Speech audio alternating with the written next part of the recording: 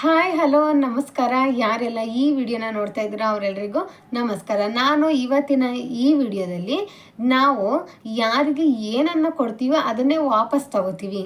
ನಾವು ಕೆಟ್ಟದ್ದನ್ನು ಬೇರೆಯವರಿಗೆ ಬಯಸಿದರೆ ನಮಗೂ ಕೂಡ ಕೆಟ್ಟದ್ದೇ ಆಗುತ್ತೆ ಅನ್ನೋದಕ್ಕೆ ಒಂದು ಕಥೆಯ ಮೂಲಕ ವಿಶ್ಲೇಷಣೆಯನ್ನು ಕೊಡ್ತೀನಿ.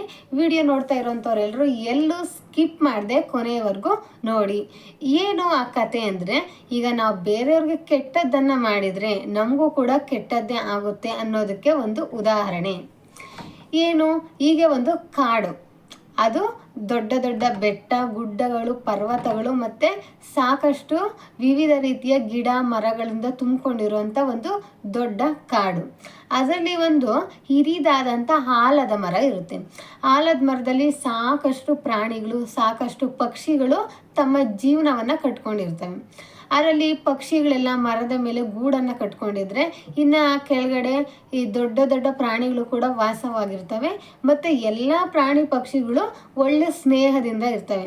ಅವ್ರ ಮೇಲೆ ಇವ್ರ ಮೇಲೆ ಅವರು ದಾಳಿ ಮಾಡೋದಾಗಲಿ, ಒಬ್ರಿಗೊಬ್ರು ಏನೋ ಗಲಾಟೆ ಮಾಡ್ಕೊಳೋದಾಗಲಿ, ಜಗಳ ಮಾಡೋದಾಗಲಿ ಯಾವುದೂ ಇಲ್ಲದೆ, ಸಣ್ಣದು ಪುಟ್ಟದ್ದು ಅಥವಾ ಸಣ್ಣ ಪಕ್ಷಿ ದೊಡ್ಡದು ಗಾತ್ರದಲ್ಲಿ ದೊಡ್ಡದಾಗಿರ್ಬೋದು, ಹೀಗೆ ಯಾವುದೇ ಭೇದ ಭಾವ ಇಲ್ಲದೆ ಎಲ್ಲರೂ ಕೂಡ ಒಂದೇ ಸಮಾನವಾಗಿ ಒಳ್ಳೆ ಸ್ನೇಹದಿಂದ ಇರ್ತವೆ. ಅದರಲ್ಲಿ ಈ ಕಾಗೆ ಮತ್ತು ಕೋಗಿಲೆ ಇವರಿಬ್ಬರು ತುಂಬ ಆತ್ಮೀಯ ಸ್ನೇಹಿತರಾಗಿರ್ತಾರೆ. ಹೀಗೆ ವಸಂತ ಕಾಲ ಶುರುವಾಗುತ್ತೆ. ಅಂದರೆ ಈ ಚಳಿಗಾಲ ಎಲ್ಲ ಮುಗ್ದಿನ ಬೇಸಿಗೆ ಕಾಲ ಶುರುವಾಗೋಂಥ ವಸಂತ ಕಾಲದಲ್ಲಿ ಈ ಕೋಗಿಲೆ ಹಾಡೋದು ಕೇಳೋದೇ ತುಂಬ ಚೆಂದ. ಆ ಕೋಗಿಲೆ ಹಾಡೋದಕ್ಕೆ ಶುರು ಮಾಡುತ್ತೆ ವಸಂತ ಕಾಲದಲ್ಲಿ. ಆ ಕೋಗಿಲೆ ಹಾಡೋದನ್ನು ಕೇಳಿ ಅಲ್ಲಿರುವಂಥ ಎಲ್ಲ ಪ್ರಾಣಿ ಪಕ್ಷಿಗಳು ಮೈ ಮರೆತು ಕುಳಿತವೆ. ಆಗ ಪ್ರತಿಯೊಂದು ಪ್ರಾಣಿ ಪಕ್ಷಿಗಳು ಕೋಗಿಲೆನ ಹೊಗಳೋದಕ್ಕೆ ಶುರು ಮಾಡ್ತವೆ.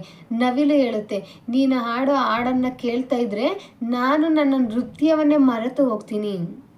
ಅಂದರೆ ನನ್ನ ನೃತ್ಯವನ್ನೇ ಮರೆತು ಹೋಗೋಷ್ಟು ಸುಂದರವಾಗಿ ನೀನು ಹಾಡ್ತೀಯ, ನಿನ್ನ ಹಾಡಲ್ಲೇ ನಾನು ಮುಳುಗಿ ಹೋಗಿರ್ತೀನಿ ಅಂಥೇಳಿ ಆ ನವಿಲು ಹೇಳುತ್ತೆ.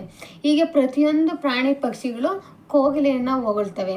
ಆ ಕೋಗಿಲೆಯ ಸ್ನೇಹಿತನಾಗಿದ್ದಂಥ ಆತ್ಮೀಯ ಸ್ನೇಹಿತನಾಗಿದ್ದಂಥ ಕಾಗೆ ಹೇಳುತ್ತೆ, ನೀನು ಎಷ್ಟು ಚಂದ ಆಡ್ತೀಯ, ನಿನ್ನನ್ನು ನಾನು ಸ್ನೇಹಿತನಾಗಿ ಪಡ್ಕೊಂಡಿದ್ದು ನನ್ನ ಅದೃಷ್ಟ. ನಾನು ಹೆಮ್ಮೆಯಿಂದ ಹೇಳ್ಕೊತೀನಿ, ನಾನು ನಿನ್ನ ಸ್ನೇಹಿತ, ನೀನು ನನ್ನ ಸ್ನೇಹಿತ ಅಂತ ನಾನು ಹೆಮ್ಮೆಯಿಂದ ಹೇಳ್ಕೊತೀನಿ. ನೀನು ತುಂಬ ಚೆನ್ನಾಗಿ ಆಡೋದನ್ನು ಕಲ್ತಿದ್ಯಾ, ಆಡ್ತಾ ಇದೆಯಾ, ನನಗೂ ಕೂಡ ಹಾಗೆ ಕಲಿಸಿಕೊಡು ಅಂತೇಳಿ ಕಾಗೆ ಕೇಳುತ್ತೆ. ಕೋಗಿಲೆ ಸರಿ ಆಯಿತು ಅಂತೇಳಿ ಪ್ರತಿದಿನ ಕಾಗೆಗೆ ಹಾಡು ಹೇಳೋದನ್ನು ಅಭ್ಯಾಸ ಮಾಡಿಸ್ತಾ ಇರುತ್ತೆ. ಕೋಗಿಲೆ ಎಷ್ಟೇ ಪ್ರಯತ್ನ ಪಟ್ಟು ಏನೇ ಹೇಳ್ಕೊಟ್ರು ಕೂಡ ಕಾಗೆ ಕಾ ಕಾ ಅನ್ನೋದನ್ನು ಬಿಟ್ಟರೆ ಬೇರೆ ಏನನ್ನು ಹೇಳೋದೇ ಇಲ್ಲ. ಅದು ಹಾಡನ್ನು ಕಲಿಯೋದ್ರಲ್ಲಿ, ಸಂಗೀತವನ್ನು ಕಲಿಯೋದ್ರಲ್ಲಿ ವಿಫಲ ಆಗುತ್ತೆ. ಆದರೂ ಕೂಡ ಕಾಗೆ ಅದನ್ನು ಬಿಡೋದಿಲ್ಲ, ಅದರ ಪ್ರಯತ್ನ ಅದು ಮಾಡ್ತಾನೇ ಇರುತ್ತೆ. ಆದರೆ ಈ ಕಾಗೆ ಹಾಡೋದನ್ನು ಕೇಳಿ ಅಲ್ಲಿರೋಂಥ ಎಲ್ಲ ಪ್ರಾಣಿಗಳಿಗೂ ಒಂಥರ ಇರಿಟೇಷನ್ ಆಗುತ್ತೆ. ಈ ಕಾಗೆ ಶಬ್ದ ಬೇರೆ ಕರ್ಕಶವಾಗಿರುತ್ತೆ, ಅಲ್ಲಿರೋಂಥ ಎಲ್ಲ ಪ್ರಾಣಿಗಳಿಗೂ ಅದು ಇಷ್ಟ ಆಗೋದಿಲ್ಲ, ಏನೋ ಕಿರಿಕಿರಿ ಅಂತ ಅನಿಸುತ್ತೆ. ಅದಕ್ಕೆ ಎಲ್ಲ ಪ್ರಾಣಿ ಪಕ್ಷಿಗಳು ಕಾಗೆ ಹತ್ರ ಬಂದು, ನೀನು ಹಾಡೋದನ್ನು ನಿಲ್ಲಿಸು, ಅದನ್ನು ಕೇಳ್ತಾ ಇದ್ರೆ ನಮಗೆಲ್ಲ ಕಿರಿಕಿರಿ ಆಗುತ್ತೆ ಅಂಥೇಳಿ ಎಲ್ಲ ಪ್ರಾಣಿಗಳು ಬಂದು ಆ ಕಾಗೆಗೆ ಹೇಳ್ತಾ ಇರ್ತವೆ. ಇದೆಲ್ಲವನ್ನು ಗಮನಿಸಿದಂಥ ಕಾಗೆಗೆ ಒಂದು ಬೇಜಾರಾಗುತ್ತೆ. ಕೋಗಿಲೆ ಹಾಡಿದರೆ ಮಾತ್ರ ಎಲ್ಲರೂ ಹೊಗಳ್ತಾರೆ, ನಾನು ಹಾಡಿದರೆ ಎಲ್ಲರೂ ನನ್ನನ್ನೇ ಬೈತಾರೆ ಅಂಥೇಳಿ ಅದಕ್ಕೆ ಬೇಜಾರಾಗುತ್ತೆ. ಮತ್ತು ಕೋಗಿಲೆ ಮೇಲೆ ಒಂದು ಅಸೂಯೆ ಮತ್ತು ದ್ವೇಷ ಅನ್ನೋದು ಅದಕ್ಕೆ ಹುಟ್ಟುತ್ತೆ. ಅದಕ್ಕೆ ಹೇಗಾದರೂ ಮಾಡಿ ಕೋಗಿಲೆಯನ್ನು ಇಲ್ಲದೆ ಇರೋ ಥರ ಮಾಡಬೇಕು. ಈ ಕೋಗಿಲೆ ಇದ್ದರೆ ತಾನೇ ಎಲ್ಲರೂ ಅದನ್ನು ಹೊಗಳೋದು, ಅದೇ ಇಲ್ಲ ಅಂದರೆ ಆಗ ಯಾರು ಅದನ್ನು ಹೊಗಳೋದಿಲ್ಲ. ಅದಕ್ಕೆ ನಾನು ಏನಾದರೂ ಮಾಡಿ ಕೋಗಿಲೆನ ಇಲ್ಲಿಂದ ದೂರ ಕಳಿಸ್ಬೇಕು ಅಂತ ಒಂದು ಹೊಂಚನ್ನು ಹಾಕುತ್ತೆ. ಆಗ ಅಲ್ಲೇ ಆಲದ ಮರದ ಕೆಳಗೆ ವಾಸವಾಗಿದ್ದಂಥ ಹಾವಿನ ಹತ್ರ ಹೋಗಿ ಕಾಗೆ ಹೇಳುತ್ತೆ, ನೀನು ಹೇಗಾದರೂ ಮಾಡಿ ಕೋಗಿಲೆಯನ್ನು ಸಾಯಿಸಬೇಕು ಅಂತ ಕೇಳುತ್ತೆ. ಹಾವು ಸರಿ ಆಯಿತು ಅಂತೇಳಿ ಕಾಗೆ ಮಾತನ್ನು ಕೇಳಿ ಆ ಗೂಡಲ್ಲಿ ಕೂತಿದ್ದಂಥ ಕೋಗಿಲೆಯನ್ನು ಕಚ್ಚೋದಕ್ಕೆ ಅಂತೇಳಿ ಹೋಗುತ್ತೆ. ಇನ್ನೇನು ಆ ಕೋಗಿಲೆಯನ್ನು ಕಚ್ಚಬೇಕು ಅನ್ನೋ ಅಷ್ಟರಲ್ಲಿ ಗಿಡುಗ ಬರುತ್ತೆ. ಗಿಡುಗ ಬಂದು ಹಾವಿನ ಜೊತೆ ಸೆಣಸಾಟ ಮಾಡಿ ಹಾವನ್ನು ಸಾಯಿಸಿ ಈ ಕಡೆ ಕೋಗಿಲೆಯನ್ನು ಕಾಪಾಡುತ್ತೆ.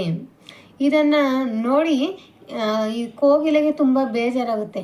ಕಾಗೆ, ನಾನು ನಿನ್ನನ್ನು ತುಂಬ ಒಳ್ಳೆ ಸ್ನೇಹಿತ ಅಂತ ಅಂದ್ಕೊಂಡಿದ್ದೆ, ಆದರೆ ನೀನು ಈ ರೀತಿ ಎಲ್ಲ ಮೋಸವನ್ನು ಮಾಡ್ತೀಯ ಅಂಥೇಳಿ ಇವತ್ತಿಂದ ನಮ್ಮಿಬ್ಬರ ಸ್ನೇಹ ಇಲ್ಲಿಗೆ ಮುಗೀತು ಅಂಥೇಳಿ ಕಾಗೆಯ ಸ್ನೇಹವನ್ನು ಕಳ್ಕೊಳುತ್ತೆ.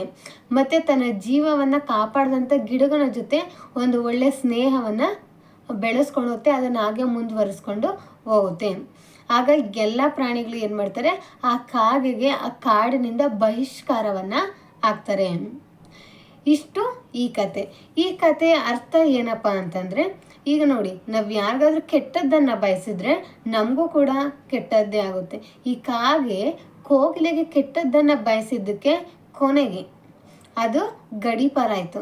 ತನಗೆ ಇದ್ದಂಥ ಆಶ್ರಯವನ್ನು ಕಳ್ಕೊಂತು, ಸ್ನೇಹಿತರನ್ನು ಕಳ್ಕೊಂತು, ಕೊನೆಗೆ ಅದು ಒಂಟಿಯಾಗಿ ಅಲಿಯೋ ಥರ ಆಯಿತು. ಮತ್ತು ಈ ಕಾಗೆ ತಾನು ಕೆಡೋದಲ್ಲದೆ ತನ್ನ ಮೂಲಕ ಹಾವನ್ನು ಕೂಡ ಕೆಡಿಸ್ತು. ಅದಕ್ಕೆ ಹೇಳೋದು, ಜನ ನೀವು ಯಾರೇ ಆಗಲಿ ಕೆಟ್ಟವರ ಸಹವಾಸನ ಬಿಟ್ಬಿಡ್ಬೇಕು.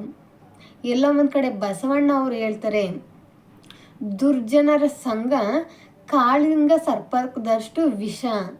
ಅದಕ್ಕೆ ನೀವು ಕೆಟ್ಟವರ ಸಹವಾಸವನ್ನು ಮಾಡಬೇಡಿ.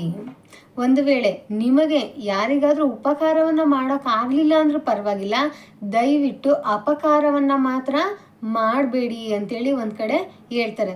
ಅದಕ್ಕೆ ಈ ಕಾಗೆ ನೋಡಿ, ಮಾಡಿದಂಥ ತಪ್ಪಿಂದ ತಾನು ಎಷ್ಟು ದುಃಖಕ್ಕೊಳಗಾಯಿತು, ಮತ್ತು ತನ್ನ ಆಶ್ರಯನ ಕಳ್ಕೊಂಡು ಕೊನೆಗೆ ಒಂಟಿ ಆಯಿತು.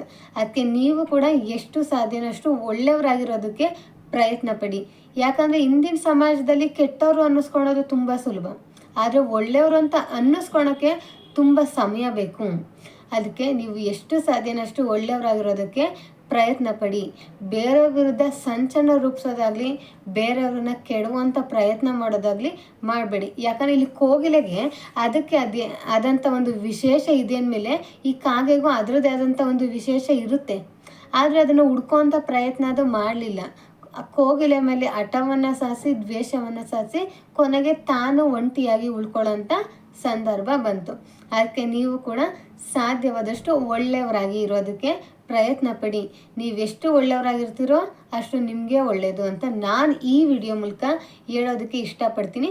ನಾನು ಈ ಕಥೆಯನ್ನು ಕೇವಲ ನಿಮಗೋಸ್ಕರ ಹೇಳ್ತಿಲ್ಲ, ಅದನ್ನು ನಾನು ಕೂಡ ನನ್ನ ಜೀವನದಲ್ಲಿ ಅಳವಡಿಸ್ಕೋಬೇಕು ಅಂಥೇಳಿ ನಾನು ಅದನ್ನು ತಿಳ್ಕೊಳ್ಳೋದ್ರ ಮೂಲಕ ನಿಮಗೂ ತಿಳಿಸೋವಂಥ ಒಂದು ಸಣ್ಣ ಪ್ರಯತ್ನ ಇದು. ಈ ಕತೆ, ಈ ವಿಡಿಯೋ ನಿಮ್ಮೆಲ್ರಿಗೂ ಇಷ್ಟ ಆಗಿದೆ ಅಂತ ನಾನು ಅನ್ಕೋತೀನಿ.